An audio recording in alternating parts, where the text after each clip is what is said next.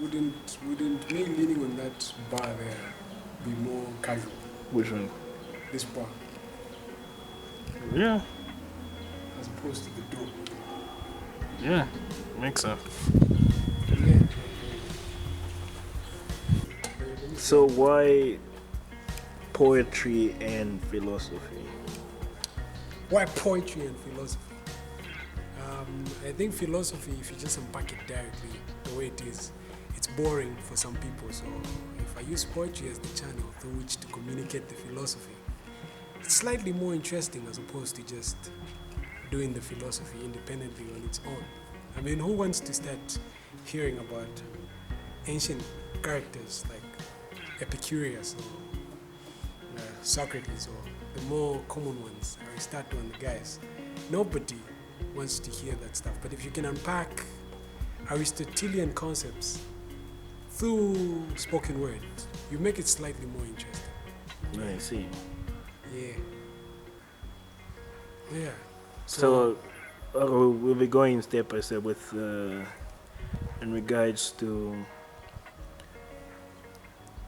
why do you feel strongly about, why do you feel the need to unpack Aristotle's philosophical thoughts, ideas, or something I can, yeah, without butchering it. Okay, so why I feel the need? Okay, let me just say, to generalize it more, like not just Aristotle's philosophy, but philosophy in general. I feel the need to unpack it because philosophy helps you understand the place that you occupy in the world. I mean, I strongly believe every person is a philosopher. The mere fact that you can think and kind of like analyze between two opposing alternative views or just merely choosing what you're going to have for a day or what you're going to wear. The fact that you're employing some sort of like thinking through the process, to some degree, we could say you're philosophizing, but so the reason why I even took up philosophy or tried to propagate the love for philosophy is it's a field of academia that helps us understand our place in the world, why we're here, why we need to do certain things, or why we shouldn't do certain things. So if you look at people like Aristotle and simple arguments like for cause and effect, you see that to a large degree things tend to work like that. You know, if there's something, then the obvious conclusion is why it must have been caused by something else.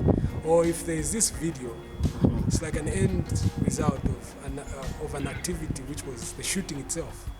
So the shooting was, it's like what am I trying to say? It's like the fact that there's a video uploaded, there was the shooting that caused the video. And the shooting was shaky. And the shooting was shaky, yeah, because we don't have a tripod stand. But yeah, that's the thing. So philosophy helps you understand your place in the world, practically. It helps you make choices. So you, if I'm getting you right, you're saying philosophy is important for us to navigate. It's important enough for us to actually know the reason why we are operating the way one is operating in the world.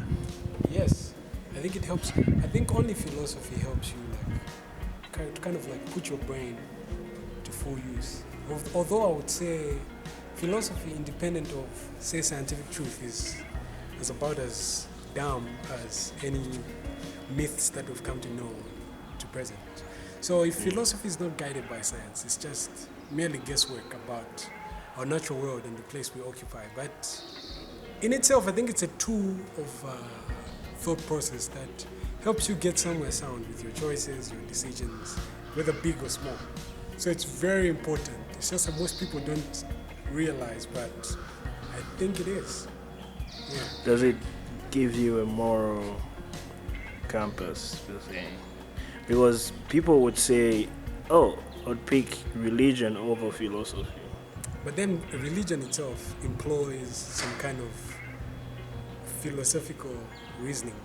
In short, No, an argument might come in like, oh, For instance, Christianity will come in that philosophers, the Aristotles were borrowing Yeah. concepts from Christianity and everything, like the way somebody has to live, the way somebody has to treat other people and everything, having a moral lawgiver in a way. Okay, so But philosophy doesn't really say, oh, there's a lawgiver, there's a moral lawgiver out there, but you have to that's philosophize every decision you that's make. what And makes it noble. Because the minute you employ a moral lawgiver into the conversation, the story is done. I mean, what is there to think about? Because if you say there's like some sort of like luminous moral lawgiver who's like sort of like transcendent, there's no reason to start having a conversation. Then we can ascribe everything to that moral lawgiver. But the point you raised about, say, philosophers kind of borrowing from Christianity, I feel to a large degree it's the other way around. Because if you look at people like Plato, for example, I think Plato kind of predates some biblical writers. Like he kind of lived before most of them.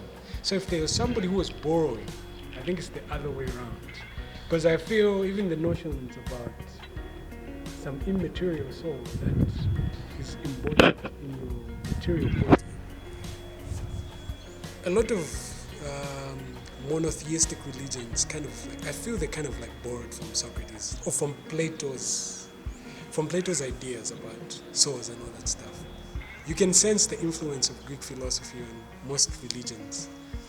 So I think the borrowing was happening the other way around. Yeah. But of course there's a conflict. Because philosophy is like a set of ideas and it basically just means a love of knowledge or wisdom. So this set of ideas, some of them do run counter with arguments for, say, a moral lawgiver. Because even morality itself is a broad topic and there are different philosophers from different schools of thought with different views. Sometimes these views conflict. So some philosophers would want to ground morality into a moral lawgiver, an entity beyond ourselves. Others will just tell you, no, look, just good itself is enough for us to ground morality in, for us to ground our sense of right and wrong. Just the idea of good itself is enough. We don't need some supernatural being beyond ourselves to ground that good. Yeah, and some would be like, no, we can't know because we need some sort of like divine commandment. And there's been theories that have been mounted on divine commandment theory. And these theories, philosophers have gone back and forth to kind of like argue them out. Even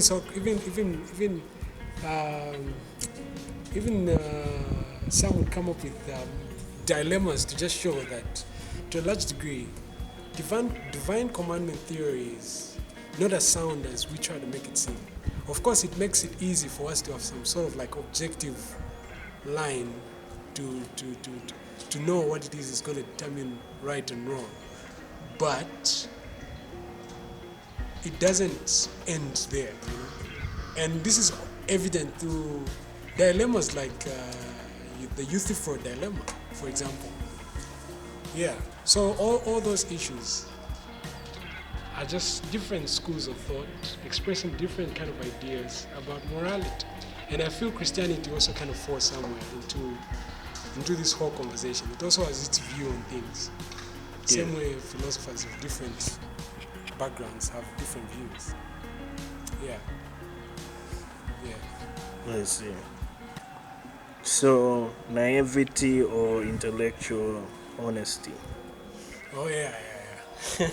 Like, in comparison with philosophy and Christianity? Okay.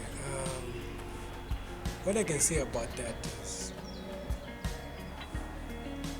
so there's this thing that people feel that when they stand so strongly to deeply held ideas, say for example their views based on Christianity, their views based on what they just think about, say, God. So if they hold on to such an idea so strongly, it makes them feel noble. It makes them feel like they're doing a noble thing. You know what I mean? And then, even when you provide them evidence that should compel, evidence that is strong enough to compel any thinking human being to bend towards that evidence, they feel bending towards that evidence will somewhat make them look naive and unstable or weak in their standing for that particular idea. But here's where I think intellectual honesty comes in. When you are a person who simply is a slave to information and you follow where the evidence leads, you're bending to overwhelming evidence isn't even a struggle. It's something that you know deep down that you're supposed to do. It's just being intellectually honest. I present you a case that runs counter with whatever you held on to for years. And then you know in your hearts of hearts that I am right. You just have to adopt. You have no right. You have no choice but to simply adopt my view because you're being intellectually honest. You're not being naive. Neither are you being weak. The same goes for me. If somebody presented a case to me that is supported by overwhelming evidence, I'm supposed to bend towards that evidence. That's how every thinking, honest biped is supposed to approach these things. So it's not naive when somebody presents you a good case to the table and then you bend. Yeah. No, but don't you think people holding on to like dear moral compass of Jesus Christ and and yourself holding on to thinking that philosophy is actually the way, logical thinking is actually the way it's supposed to be? Don't you think you also do not want to bend to, because there are experiences that people go through in terms of. I'm not sure I understand your question. No, the experiences that people go through in terms of what they believe in and what they profess is made manifest in what they see. Okay. And for them, that's overwhelming evidence. Oh, okay. Yeah. So somebody who comes through and tells them otherwise, it's like it's asking them to consider an extreme case. yes. Yeah, It's the same thing with your belief as well. Okay, for me, I had to call what I hold to as beliefs. Oh, It's okay. just information. Oh, It's like it's the same thing with information can be misconstrued.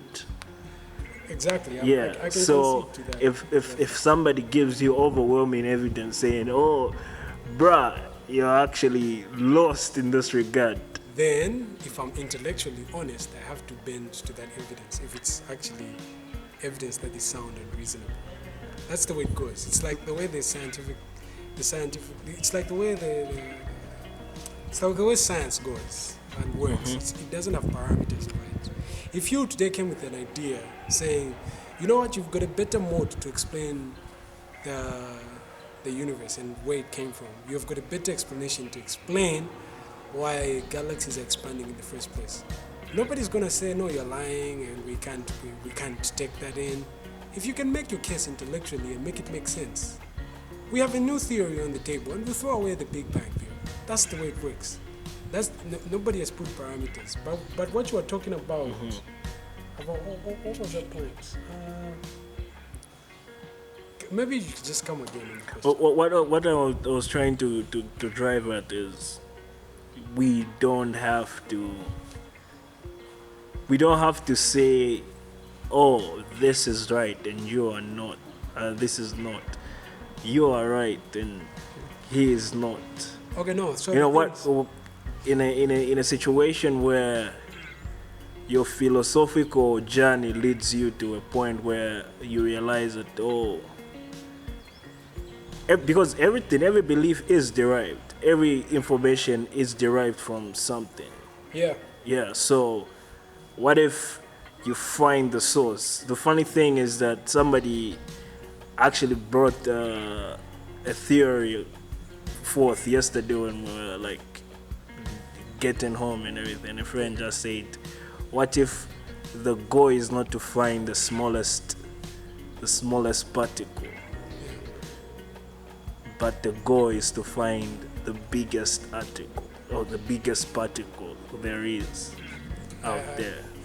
I'm not sure I understand. No, it's about the string theory and just how scientists have discovered the God particle. Okay. Yeah, so like finding the source, like the pursuit shouldn't be like to find the smallest particle that there is. To find the source is to find the biggest one there is, and you'll find the actual source of the Big Bang or something. But then you know where the problem in that in that thought pattern. You're already assuming that the source is a something or a someone or a conscious thing. Why can't you assume that? Why can't you start from a place where you're assuming that the source is not the something? No, even the Big Bang itself. Yeah. Small. It started like a small thing, then it expanded. Blah blah blah. You get the point. Yeah. So, like, just finding the source itself, the source of life. Yeah. It cannot be a human being. It cannot be a god. It can just be. Yeah, in the line of an intelligent activity. Yeah, yes. but the thing is, people who start with the notion, people who want it so bad to be a god, already start with assuming that it has to be a conscious mind that's behind. Say, what banged it, or what was there before the Big Bang? Currently, we don't know. That's where like our knowledge kind of breaks down. So they're all theories, isn't it? What do you mean by theory? But like, it's a theory, the Big Bang theory. Yeah, it's a theory. Like gravity is a theory. Yeah. You know what I mean? It's a theory. By theory, it doesn't mean like it's an assumption, or like it's a flimsy idea. That's what I was trying to say. Like, it's a theory. What if the theory states? What if we're going about this wrong? Yes. In the wrong way. So if we're going about this wrong, there's room for improvement. That's why I said the scientific method is actually open to anybody who comes across with a better proposition. If you felt like, you know what, the Big Bang is not actually the best explanation for why the universe is the way it is, or where it came from, then you have more burden of proof on your side to like bring in a new theory, like what best explains the universe. If you feel like you have a better explanation, the table is yours. You know, like and great scientific awards are waiting for you. Like, if you can debunk the Big Bang theory, my guy, you should be celebrated right now. You know what I mean? Yeah. Because we are. Nobody has put barriers over anything. So if we say theory, this is the best idea we have on the table for what best explains the universe we're in.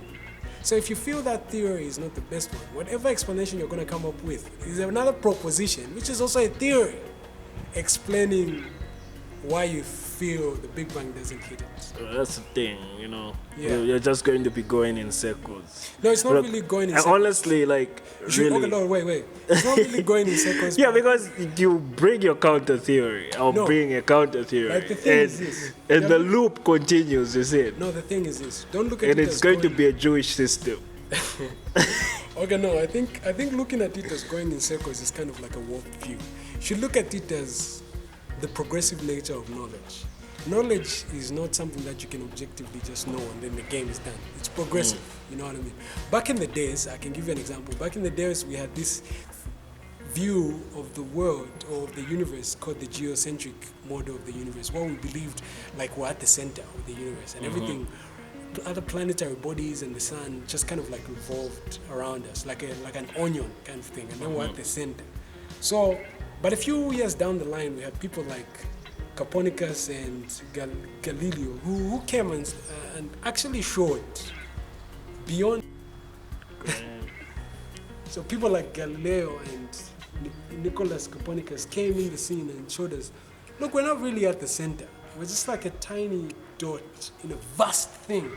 You know what I mean? So that was, but the view that we're at the center was a view that was strong, and a lot of people were born and died believing it, because it was like a lived experience that we're at the center of the universe. But then it was wrong, even though it felt so right. So the same could happen for the Big Bang. It feels so right, the evidence supports it, but who knows, down the line we could find a better explanation for why the universe is the way it is. So you look at this as progress, not as going in circles or backtracking on bad theories. Just look at it as the progressive nature of knowledge, not going in circles. Because if you are seeing it as going in circles, what then are you going to do? You're going to stop doing the research and the reading? What are you going to do, okay, in your position? If you feel this is going in circles, whatever we're doing, reading, studying, and trying to understand our place is just going in circles, what would you suggest we should be doing? No, the greatest study you can do is yourself. Yeah, but there's bigger things to study above yourself, like okay, you can study yourself. Yeah, and just choose to be. It's more awe-inspiring to study the universe as opposed to yourself. So why do you think? But like a lot of people think that the flat Earth theory is ridiculous. Okay, flat Earth. You see it? Okay, no, the flat Earth. They have. I don't even want to get into that debate. No, they have evidence. No, they have evidence. So what makes you smart? Wait, what makes you smart? No, that evidence. It's bad evidence. It's not even evidence. It's like me. Who created the rules? Who created the? No, the thing is, okay, look, where you and I have a shared experience of what like the moon looks like, right? Obviously, the moon is not like it's not shaped into a square. We can see it's slightly a round thing. So that's like a shared experience. Because it's a shared experience, it's like we have some sort of like objective measuring line for what can constitute a fact or a truth. But these guys who are saying that the Earth is flat, okay, I don't know. The sun looks like it sets and rises, right? Yes, but it doesn't. Okay, the thing with the sun. The theory they have is that the sun actually orbits the Earth. Yeah, it does. That's actually true. But like, instead an observed fact. Yeah, so for them to say in fact, the sun doesn't orbit the Earth. The Earth orbits the sun. Yeah, trick question, but yeah. So like, but when you're seeing it from here down here, it's like a felt experience that the sun kind of sets and rises, but it doesn't. It doesn't set. It's in a fixed position. What basically happens is the Earth just rotates. You know what I mean? Mm-hmm. So the thing is, even that geocentric theory of the universe I was telling you about, it was a failed experience. When you look up into the sky, here's a people and a civilization that has no telescopes, or that has no machinery to help them peer through space and the cosmos. They're just looking at the sky. It feels like you're at the center. It feels like you're the only ones and you're so important. But the minute people began to peer into space, they found out like, look, our galaxy is just one among the many. And then our solar system is just a tiny thing at one strand or one side of our galaxy. And that galaxy is just part of many other galaxies. And those many other galaxies are just part of a universe that is so big. So entropy is like the thing now. Like it keeps on expanding. Like the universe keeps on expanding, right? Expanding. So that is a thing. Yeah, that's like an observed fact. Yeah, to some, yes. No, not to some. It's like it's real. Regardless of what you feel, like if it's ever, that's the thing. You feel stronger, it is real. No, it's not. But other people think it's not, and not because of lack of evidence, but because people are innately free-willed to a point where they can refuse whatever you're saying and accept whatever they want to accept. You say intellectual dishonesty. No. It's like saying, just because the mere fact that I can choose between alternative views, I'm going to choose to believe that the sun won't rise tomorrow. That's good. That it is contradictory when you say the best explanation. Intellectual dishonesty. No, because what if, for me, what if somebody who just says, drugs is the way to go, like hippies, for You instance. can then have a conversation about You know. why you feel that's not the case. Yeah. And then But you could bring in different... if, for instance, a scientist comes in and says, oh, drugs are bad for your health. Actually, weed can cause dementia. Weed can do this. Weed can do that, you know. Yeah.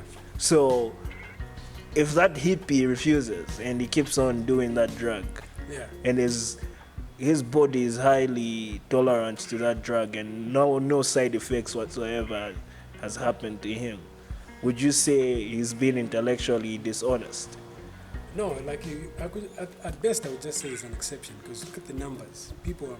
No, there's no exception. Okay, look. Because if you say you're intellectually dishonest, oh, I'm intellectually honest, meaning But that there's a example- black and white, there's Okay, yeah, I can there's actually... bad and evil, there's I can actually there's good concede. and rather there's good and evil. I can actually concede that certain situations are kind of like, hard to decipher or judge collectively.